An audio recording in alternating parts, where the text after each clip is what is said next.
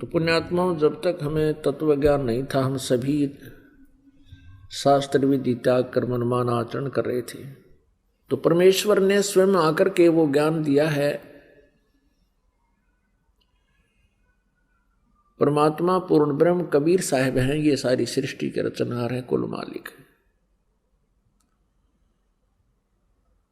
ये परमात्मा प्रत्येक युग में आते हैं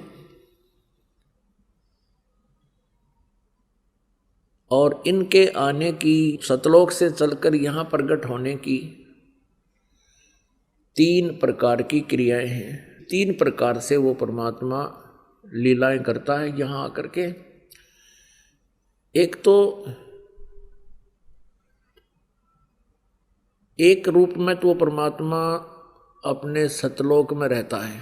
परमात्मा पूरे विश्व के कंट्रोल के लिए, पूरे असंख्य ब्रह्मांडों के संभाल के लिए वो 3 स्थिति में क्रिया करता है। एक तो वो सतलोक में रहते हैं, उनका सतलोक के अंदर जो शरीर है उसके एक रोमकूप, जो हमारी ये बाल का छिद्र होता है शरीर पे, इसको रोमकूप कहते हैं। एक रोमकूप की रोशनी करोड़ सूर्य करोड़ चंद्रमा मिला दे, उससे भी अधिक तेजोमय है सतलोक के अंदर। तो पुण्यात्मा, जो सत्य पुरुष को निराकार बताते हैं वहाँ प्रकाश ही प्रकाश है,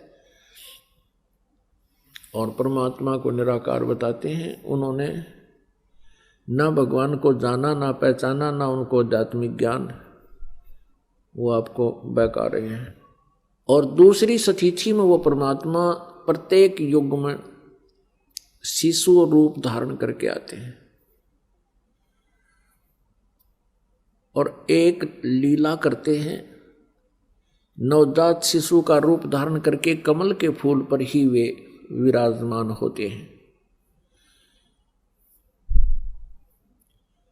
क्योंकि कमल का फूल बहुत कोमल होता है और उसके ऊपर न कोई जल टिका होता है और न ही उसके ऊपर कोई धूल का कण होता है,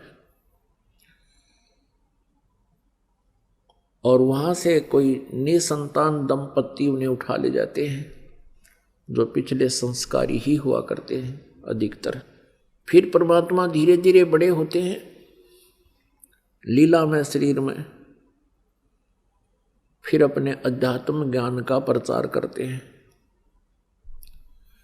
एक जीवन मनुष्य की सदृश वो लीला करते हुए व्यवहार में लाते हैं और एक जन साधारण जैसे कर्म क्रियाएं करते हैं, अपने हाथों से कार्य करते हैं, निर्वाह करते हैं और साथ में तत्व ज्ञान का प्रचार भी करते हैं, और उसके साथ साथ असंख्य ब्रह्मांडों का संचालन भी वही करते हैं।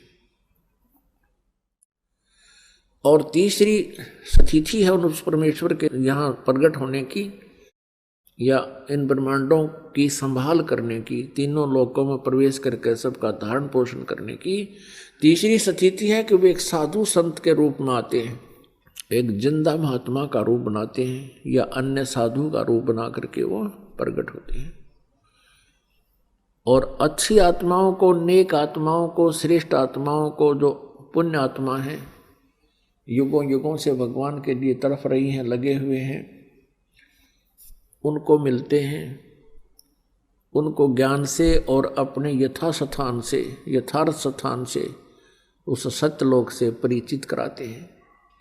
उसके पश्चात वो महात्मा, वो महान आत्मा परमेश्वर की महिमा आंखों देखी हुई अपने अमृतवाणी के अंदर वर्णित करते हैं।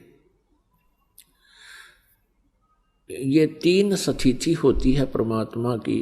3 स्थिति में परमात्मा शरीर धारण करता है। 3 स्थिति में शरीर है परमात्मा का।